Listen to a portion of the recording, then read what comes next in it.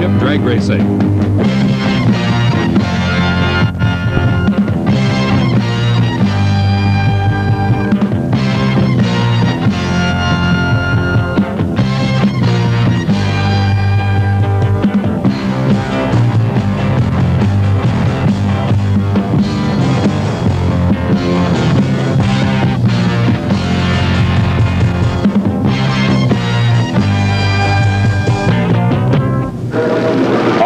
Of speed and quick times, and none personify that better than the racer in the near lane, the four-time world champion Don the Snake Prudhomme.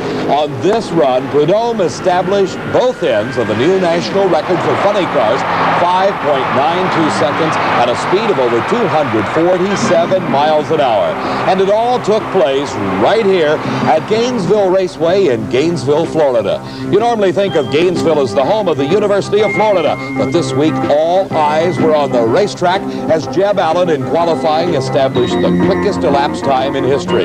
In fact, for the second time in history, all 16 Top Fuel qualifiers were under the magic 6-second mark. In funny cars, 4 cars below 6 seconds, headed by Prudhomme's brilliant 5.92. In the pits, my cohort, Steve Evans, to tell us why it happened. Thank you, Dave.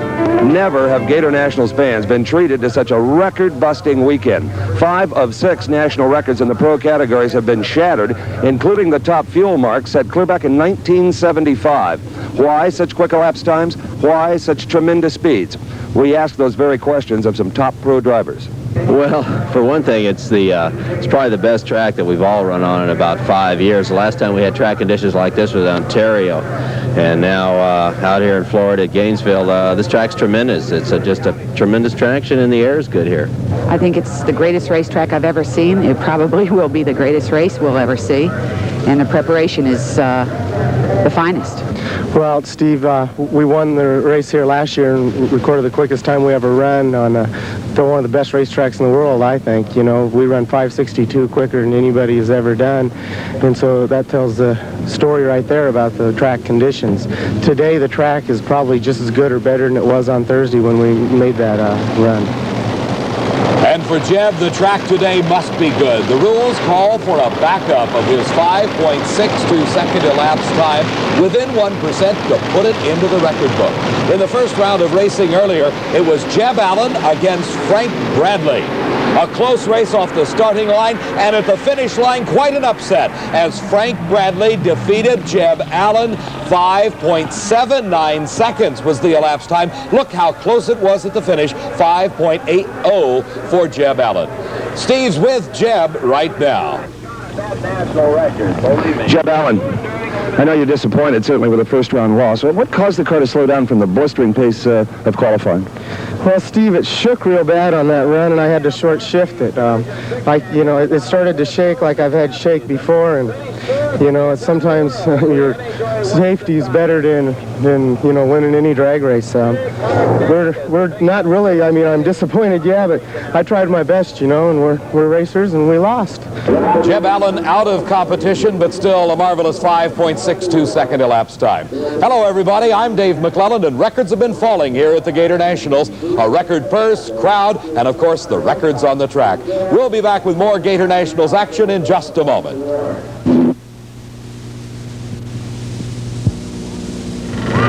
Looking like a modern-day astronaut as he suits up for his next race in Top Fuel Eliminator. Butch Osmond is a far cry from a drag racer of years gone by. Steve takes a look back. In just 3 decades, drag racing has progressed from the early 30s street-driven hot rods, now prized by collectors, to 240-mile-an-hour, 5-second bullets. From dusty, abandoned airstrips to million-dollar racing complexes and sophisticated electronics. 1981 marks the 30th anniversary of the National Hot Rod Association, founded and still captained by this man, Wally Parks. Wally, back in '51, 250 miles an hour would have sounded ridiculous to you. Back in '51, 100 sounded ridiculous. I don't think that we ever anticipated there would be speeds or vehicles or the type of activity that we have today. When we formed it in '51, none of this was in anybody's dream or ambition. And the car has always been the glue, really, the automobile. No question about it. Everybody that's involved is in there because he loves the activity. He wants to build a better vehicle, one that looks better, one that runs better, performs better, and is better than his contemporary. And I think that's what keeps it going forward. What's the projection for the next 30 years? I think the next 30 years are just starting. We've seen such tremendous advancements. We found that we can't put the brakes on. We have to work hard to just keep up with the progress that's in there, and I think there's no limit to how far the sport can continue to go. Wally, congratulations on a great 30 years. I've enjoyed being part of it. Thank you, Steve. We're glad to have you with us. The standing room only crowd at Gainesville Raceway is glad to be here today, too, as there's no sweeter sound to a drag racing fan than the roar of a 2,000 horsepower nitro-burning engine as the Top Fuel dragsters get ready for the second round of eliminations. 8 drivers remain in competition. Butch Osmond, a new driver for Jim and Allison Lee out of the Plains, Virginia. Frank Bradley, the man that took the measure of the low qualifier in round number 1 racing. Dave Settles, coming back after a couple of year retirement with a brand new car. David Pace, driving for the Carroll brothers out of Dallas, Texas. Jody Smart from San Antonio, Texas. Another Texan from Dallas, Richard Tharp. The only 2-time world champion in Top Fuel racing, Shirley Muldowney. She'll be against a fellow Michigan racer, Connie Coletta. Frank Bradley riding a natural high after that big upset in round number 1 when he defeated the low qualifier and now the quickest man in the history of drag racing, Jeb Allen. But now it is Frank Bradley. Depending on his 2,000 horsepower Milodon racing engine, the super wide rear slick, the long, slender Top Fuel dragsters, the kings of the sport of championship drag racing. Jim and Allison Lee, the car owners, Butch Osmond, the driver, against Frank Bradley. And a good lead by Osmond. And a great race in the middle of the course, and Butch Osmond wins it. 5.97 seconds. His speed, 239 miles an hour. Just a heartbeat behind, 6.04, the elapsed time for Frank Bradley. Next on the track from Dallas, Texas, comes Dave Settles. He'd been in retirement a couple of years, opened up his chassis shop. He, in fact, built the car that he is driving today against the Carroll brothers from Dallas also, with David Pace at the wheel. The Carroll brothers date back to the start of drag racing in Texas, and they're here today at this 1981 Gatornationals to try to take the measure of Dave Settles. The motorcycle-type racing wheels on the front of Settles' slender white machine. Here in the near lane, David Pace in the far lane, both drivers with over 2,000 horsepower at their command. A great start for David Pace. Alongside of him is Settles, and something goes wrong with David Pace in the Carroll brothers car, and it is Settles winning and advancing into the semifinals. Elapsed time for Settles, fine 5.89 seconds. His speed, 225 miles an hour. The next pair of cars, also from Texas, from San Antonio, comes Jody Smart, one of the rising superstars in the sport of Top Fuel Championship drag racing. His competition, an established great, Richard Tharp, who lives in Dallas, drives the car owned by Paul Candies and Leonard Hughes, the car based in Houma, Louisiana, down in the southern part of the state. A former national champion, a former world champion, Jody Smart, in his mid-30s, is making a strong run at becoming one of the true greats of the sport. Instead of the motorcycle wheels on front of this super long car of Jody Smart, he decides to use the full disc wheel. A lot of technical innovations in these Top Fuel dragsters, the kings of the sport of championship drag racing. Both cars approaching the starting line into the light beams across the track that staged them properly, and Richard Tharp with a little bit of a lead over Jody Smart off the starting line, but a close race, and Jody Smart pulls it out in just the last few feet. And we see Richard Tharp having trouble controlling the Candies and Hughes dragster as it apparently is a front tire rolling off on the grassy infield portion of the track, and there you see it on the right front wheel without a tire. Richard Tharp brings the Candies and Hughes car to a safe halt. Let's go to Steve. The ever-pleasant Jody Smart appears now to be the leader of the Texas Top Fuel Invasion. That was a close one, Jody. Boy, I mean, that's a drag race, Steve. It's close. I couldn't tell who won. You won. Oh, that's great. Did you see Richard in the shutoff area? He was almost upside down. The front tires came off of his car. One of them went right over the front of the car, and I thought for a minute he was going to get in front of me, but Richard's one of the greatest handlers, and that's just a lot of years of experience there. You know, he did a hell of a job. Really did. Thank you, Jody. Thank y'all. A very happy Jody Smart is waiting for his crew to take him back to the pits to get ready. Let's us go back and take a look exactly what happened in this run. As you can see, both cars leaving the starting line almost simultaneously. In the middle of the track, it's anybody's race at that point. And as they get closer to the finish line, it is Jody Smart pulling ahead just by inches to beat Richard Tharp, the Candies and Hughes car, to move on to the semifinals. This the final race of this round in Top Fuel. Shirley Muldowney, she is the only person ever to win a Top Fuel World Championship twice. Racing against Connie Coletta, the owner of a flying service, a longtime drag racer, a Winter Nationals champion way back in the 60s. He's just as active and very competitive today, Connie Coletta. These two drivers have raced each other several times over the past few months, and without fail, it seems to have been Shirley Muldowney on top. She tells us why. It's team effort. That's really what it is, and we kind of work together. There are no egos in my camp, and they tell me how they want me to drive the car according to the way that we set it up, and it kind of works out good. As Shirley and Connie come into those staging beams, let's take a look at the Christmas tree starting device. You see at the top of the tree the two lights indicating pre-stage. That means you're getting close to being ready. Then the bottom lights come on, the stage light, that means you are ready. Then one yellow light, and green, if everything's well, you're gone. And it is Shirley Muldowney, and is she gone? She wins this one, 5.74 seconds. Her speed, 250 miles an hour at the end of the quarter mile. And you can see she headed one halfway down the track. Shirley Muldowney, quickest elapsed time of her entire career, 5:74. That's it. I had to stop and think for a minute.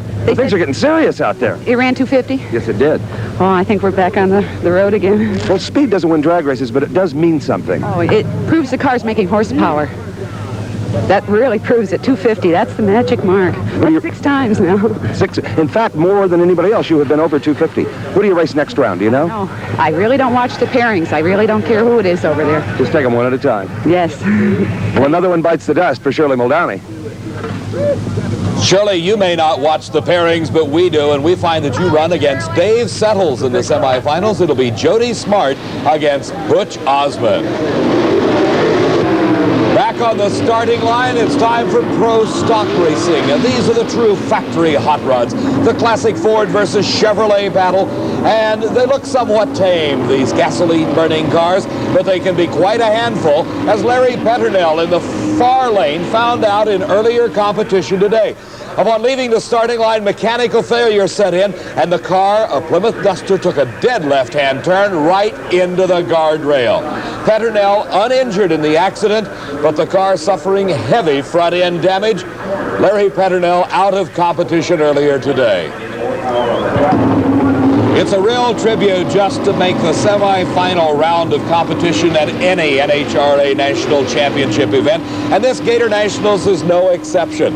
Let's meet the 4 drivers that make up the field. Finishing number 3 in the world last season, Frank Iaconio. He'll be racing number 1, Bob Glidden. That's his wife, Etta, the crew chief on the Ford. Pat Busey, the New Jersey-based driver with his Chevrolet, will be going off against the Texan, Lee Shepard, also driving a Chevy.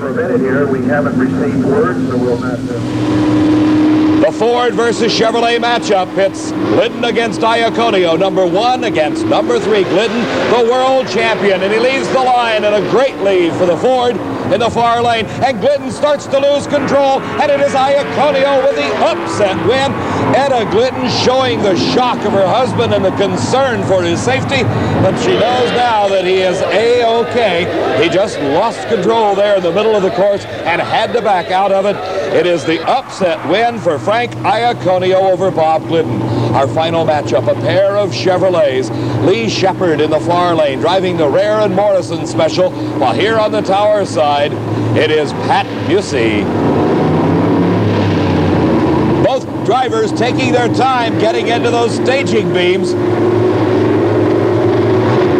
The Camaro of Lee Shepard moves forward. The starter signaling Pat Busey. They're ready and they're gone.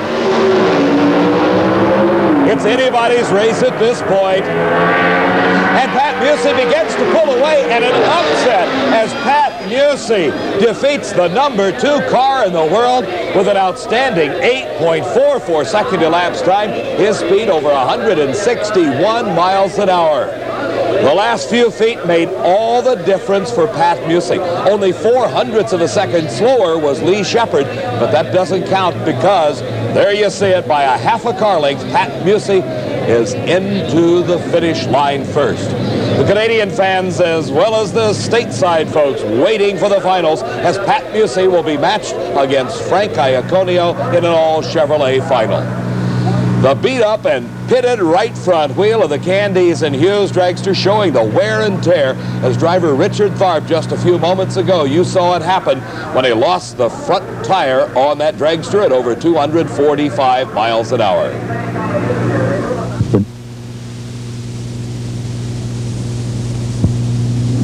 The new national record holder, Don Prudhomme, waiting for his next race. In the pits, Steve has had a chance to catch up with Bob and Etta Glidden. Well, Dave, the hardest working people, I think, in all of drag racing finally get a chance to at least sit down. What'd you do with your bar of soap you had here? Oh, well, I was going to let you clean up before you did this. What happened to Ed? I'm going to ask you because sometimes watching you know more than the driver. It was very scary. He got in the oil that was down there, and he was going back and forth, and he almost got into the guardrail, and it's very frightening for me standing down there watching him do all this stuff and knowing I can't help. No chance you guys will take a couple of weeks off or go on a vacation or anything, huh? Oh, my, no, we've got too much work to do. The truck isn't finished yet. That's what I thought. They never quit the Gliddens. Maybe that's why 4 times he's won the Pro Stock World title. Thank you, folks. 5, I'm sorry, 5. The combination of this man putting on his fire safety suit and the sounds you hear tell us that it's time for funny car racing here at the Gatornationals. The plastic-bodied replicas using the drivetrain similar to the Top Fuel dragsters. One of the most popular of all drag racing categories. One of the most popular drivers, Kenny Bernstein. He'll be racing against the man that has established the new national record for funny cars, both elapsed time and miles an hour, Don Prudhomme.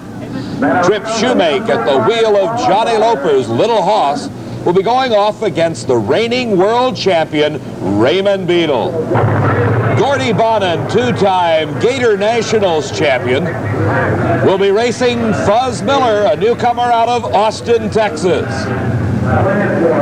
Dale Poldy at the wheel of the famed War Eagle is matched against Dale Armstrong, driving the Speed Racer entry.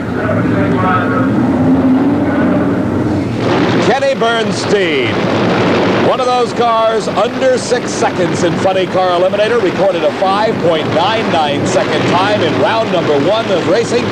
But he'll need every bit of that performance and more to beat the man that has set the new national record, Don Prudhomme. He's in the near lane. Kenny Bernstein zeroing in on that quarter mile of asphalt in the left-hand lane. Starter Buster Couch signaling somewhat away from the starting line as both drivers concentrate on the Christmas tree. Bernstein smokes and Prudhomme crosses the center line. He's out. He's lost. That means Prudhomme has been disqualified.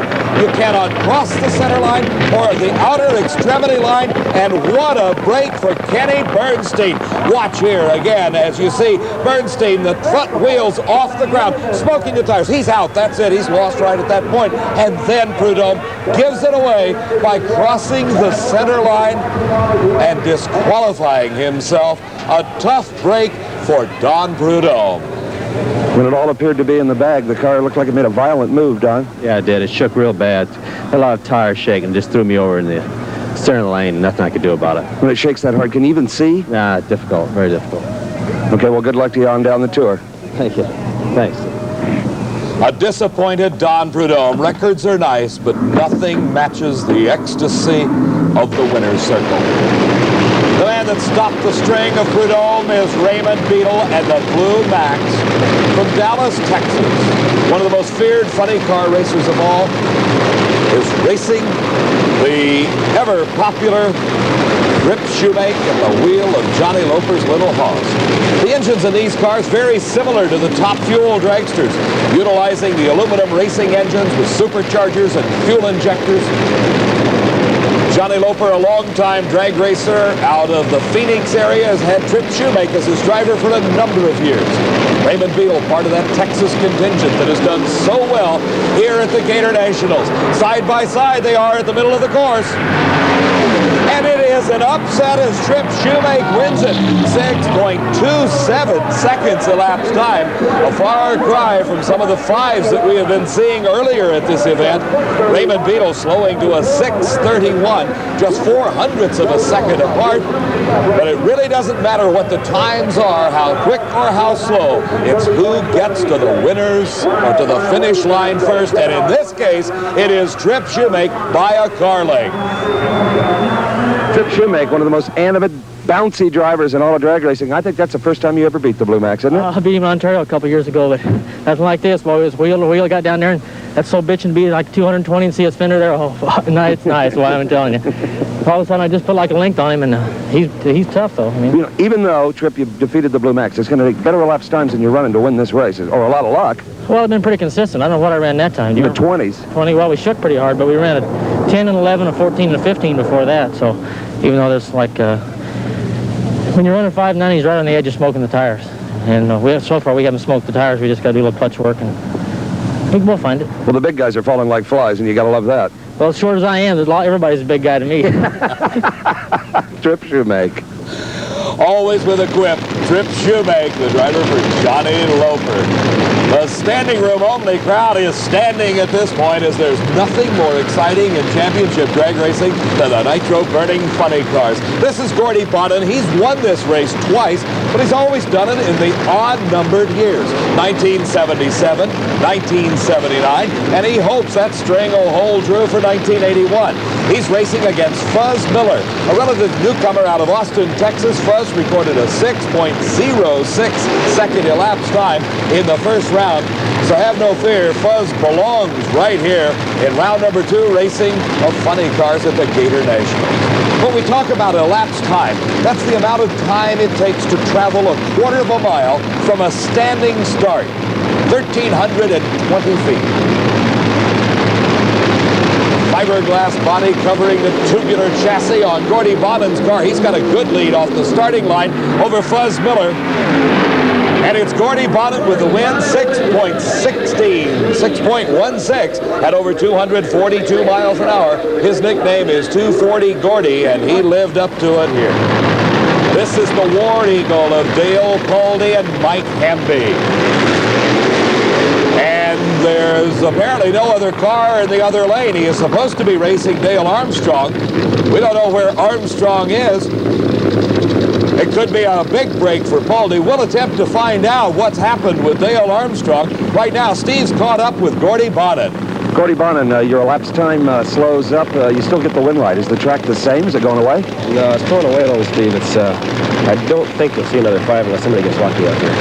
It's, we ran 16, I think. Yeah. It shook real bad in the middle, so it's balling up and it's getting a little bit loose. We got to take some more clutch out of it. So the mechanics can compensate for that in the clutch department, let more horsepower evaporate through the clutch? Yeah, that's where it's at. But we haven't changed the motor all weekend. It's just we've been playing with the clutch, and I think we're getting closer, but you won't see another 5, I don't think, today. Okay, good luck, Gordy. Thanks, Steve. Gordy Bonnin and his crew now heading back into the pits to get their car ready to go. And that's what happened with Dale Armstrong. He wasn't ready. Some mechanical problems set in for the Speed Racer car. They were unable to make the call. It's a single for Dale Poldy. He shuts it off as he smokes the tires right off the starting line. And you say, oh, what a waste. But not to Dale Poldy, because he learned that he's got to make some changes. He'll be going against Trip Shoemake in the semifinals as Gordy Bonnin matches up against Kenny Bernstein. Boldy heading back to the pits where Steve Evans filed a report earlier this week. As the fans tour the exciting pit area here at the Gator Nationals, the first thing that attracts their attention is what I call Semi-City.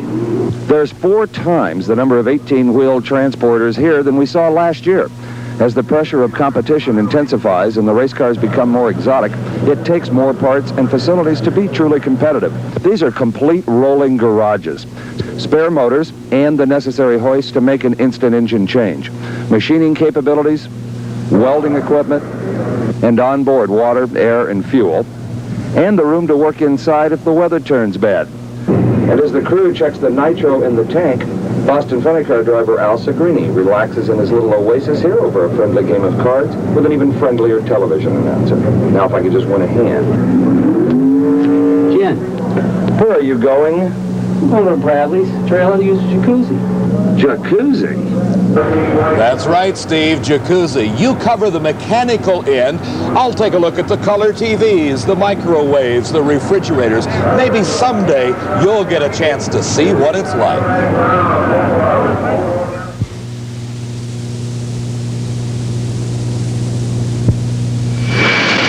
Back at the NHRA Gatornationals in Gainesville, Florida, I'm Dave McClelland along with Steve Evans, and what you're looking at is the world's fastest truck.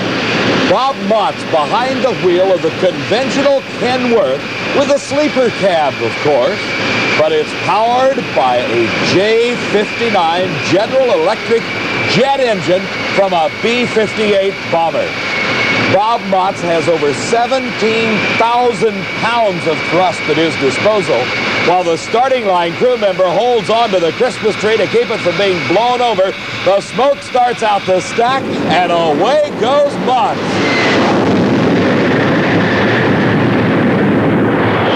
The fire and thunder of the jet engine as Motts brings the Kenworth to a halt from a speed of nearly 150 miles an hour.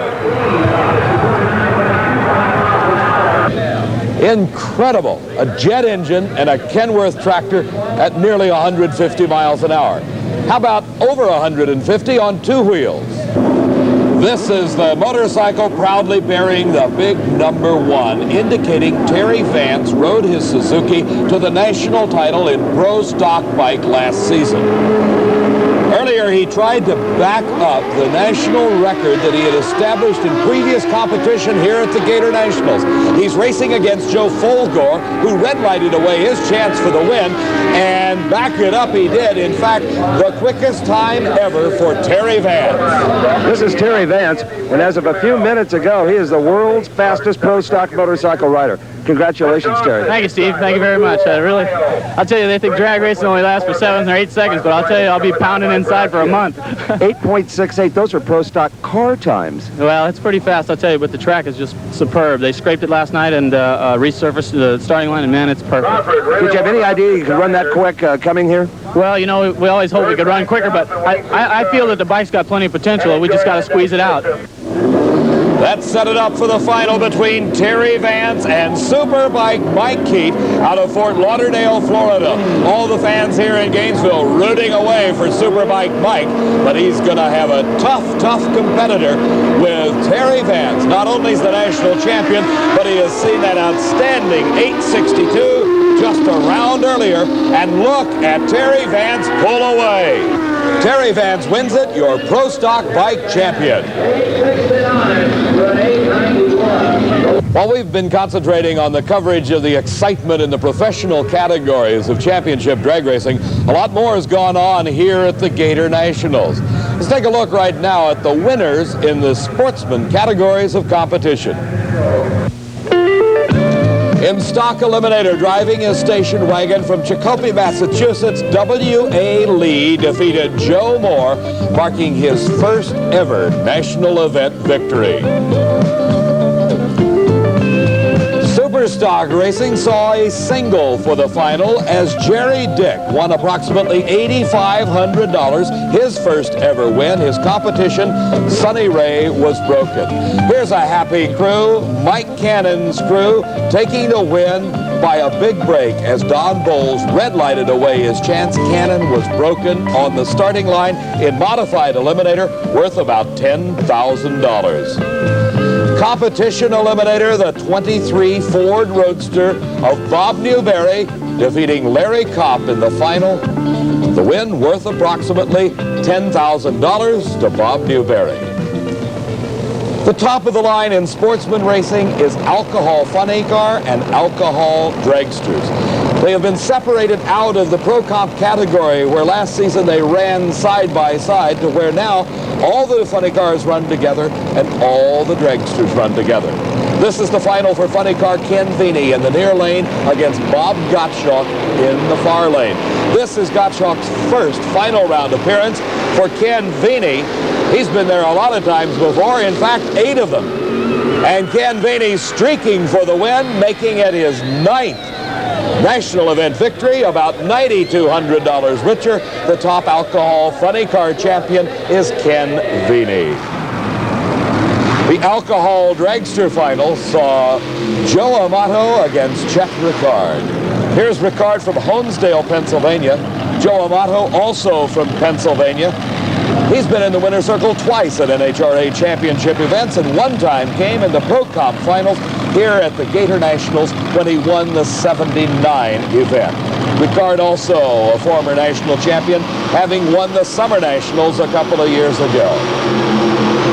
A lot of pressure here in the final round, and Joe Amato losing control off the starting line. It appears that Ricard won the race, but not so. At the starting line, the big red light is glowing, indicating that Chet Ricard was disqualified.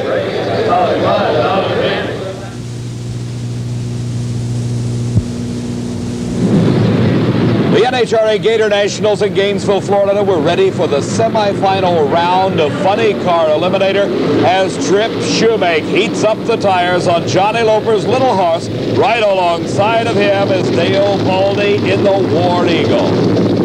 The burnout is a very critical move for all race cars in drag racing.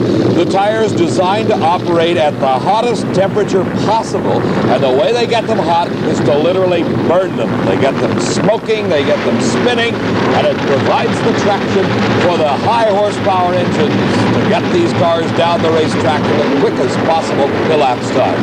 Dale Baldy coming in the far lane of the track against Trip Shoemake.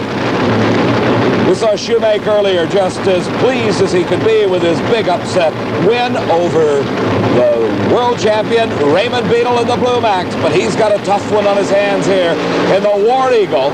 And you can see at the middle of the course it is Dale Baldy beginning to pull it out, and he does. It is Dale Baldy, 6:33, 223 miles an hour. Not the quickest, but enough to get him into the finals. As we watch again, you'll see Baldy and Shoemake basically side by side for the first few hundred feet, and then in the middle it is Baldy all the way. Dale Baldy with a sigh of relief. All weekend long, everybody's been talking about the 5-second funny cars, the number 1 qualifier, the number 2 qualifier, and waiting silently and sneakily in the middle of the pack was the War Eagle. Yeah, I think we had 5 in the car, and we had it in during the qualifying, but the car wasn't hurting any parts. And I think we'd just rather have it consistent throughout the eliminations and stuff and see if we can get by that way, because usually the real quick qualifying cars, with a few exceptions, don't end up winning the races. It's usually the consistent cars that win the race. And we'll find out who's the most consistent of this pair as Gordy Bonin comes up against Kenny Bernstein. Bernstein with a big break in the previous round as he smoked the tires off the starting line, but won the race as Don Prudhomme crossed the center line. He smokes it again, but this time it is Gordy Bonin straight and true through the quarter mile. A fine 6.12. You remember Steve talked to Gordy. He said they were going to work on it a little bit. They did. It went quicker. 6.12 for Gordy Bonin to put him in the finals, and he's got to be favored over Dale Baldy, who recorded an elapsed time of 6.33 seconds right here in the semifinals. You see Bernstein completely out of shape. Bonin heading straight down the track. They'll be ready for the finals in just a few moments. Top Fuel semifinals. Jody Smart from San Antonio, Texas. He owns a speed equipment warehouse in San Antonio. Had been in drag racing many years ago, teamed up with partner J.E. Christic, and has fielded one of the premier top fuel racers in the past few seasons.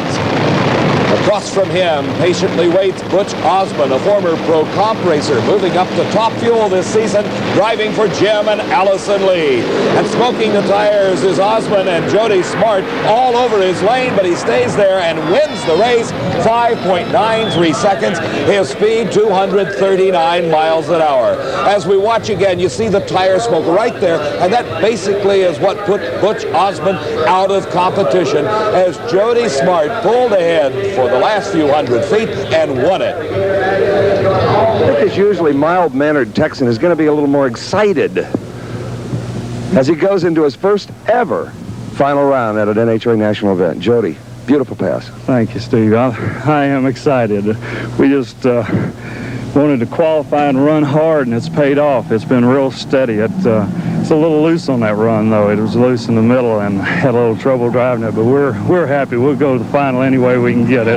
Back up on the starting line right now. In fact, we can hear him. Is Shirley Muldowney and Dave Settles. Who would you prefer to have win this race and be your final round opponent? Shirley. I'd rather run the world champion than anyone, because if you can beat them, you can really put a feather in your hat. Well, Dave, I'd say that's the competitive spirit, huh, from Jody Smart. Let's find out who he will race.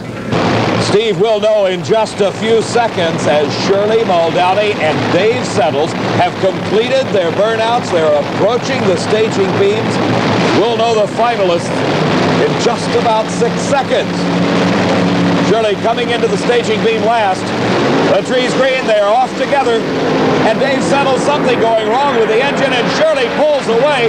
It'll be Shirley Muldowney against Jody Smart. And the wheel comes off Dave Settles' car. You're closer, Steve. What's it look like from there? As Dave Settles comes by us, Dave McClellan, he is missing a left rear wheel. The car is sliding. You can see it's on a strange attitude. And here comes the tire coming right at us. Steve, you look out, and there goes the tire across the turnout area and down into the ditch at Gainesville Raceway. The safety safari crew right on the scene immediately as Dave Settles' dragster, minus the left rear wheel. As you can see, it broke off right at the flange on the rear axle housing, and Dave Settles, a very lucky man indeed.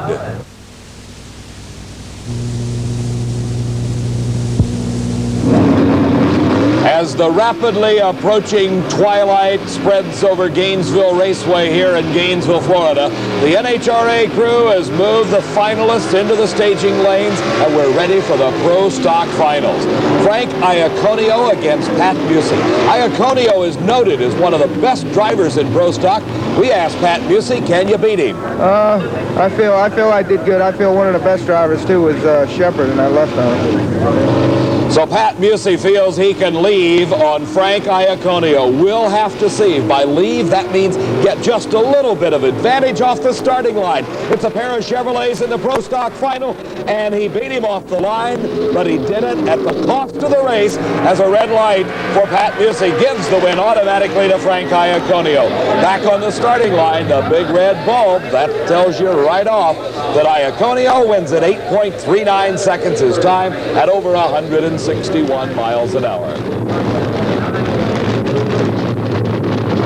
The final pair of funny cars. It's been almost a week here at Gainesville Raceway to lead to this moment for two of the top drivers in the sport. The War Eagle of Mike Hamby. Car owner, the partner and driver, Dale Poldy. He is racing against Gordy Bonin. And this, if tradition holds true, is Gordy Bonin's lucky year. He's made it to the finals, and he seems to always do well at the Gatornationals in odd number years. He won it in 77, he won it again in 1979, and here, under the capable direction of his crew chief, Jerry Verheul, Gordy Bonin is pulling into the staging beams for the final in the odd number year of 1981. Will it hold true? We'll know in just a moment. Dale Boldy is going to try to break that string. Let's see if he can do it.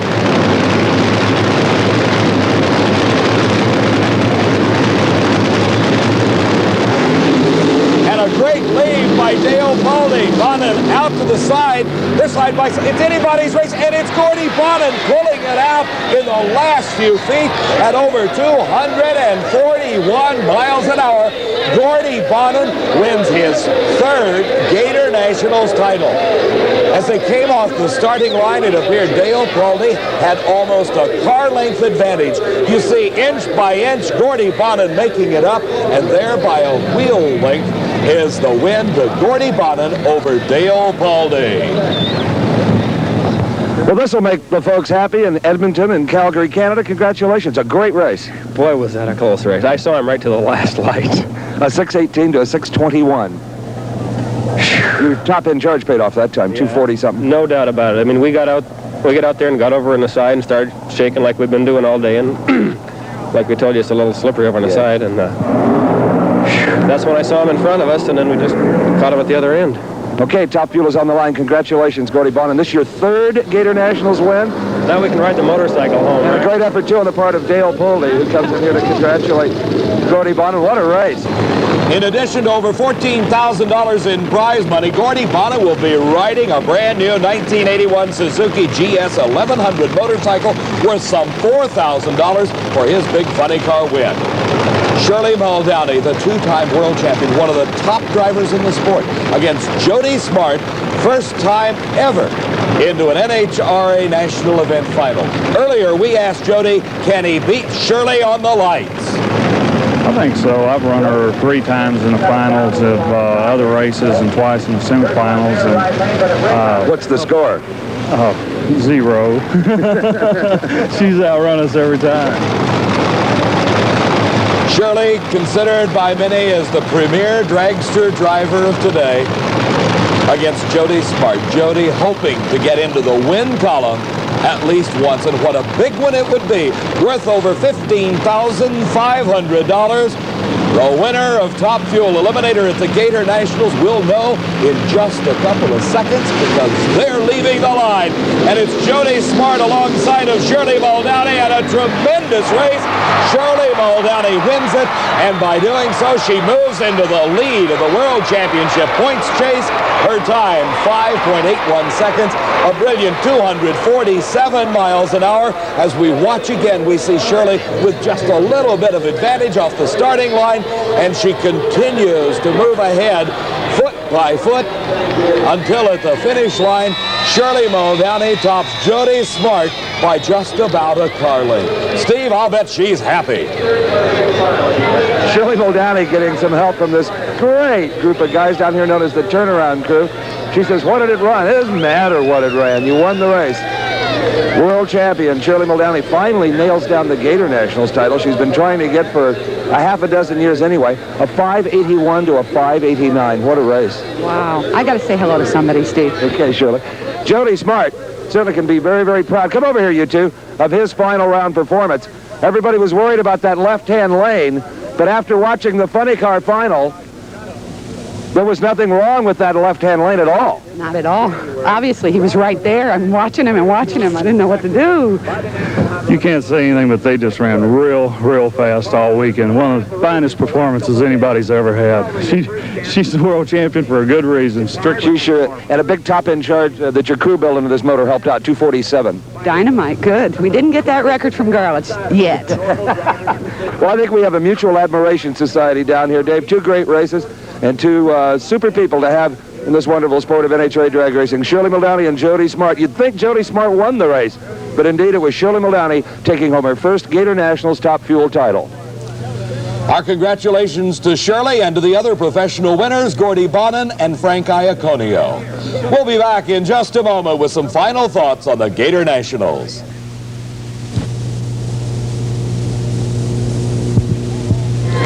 Not all the history was made on the racetrack this weekend. A record-breaking crowd viewed this year's running of the Gator Nationals.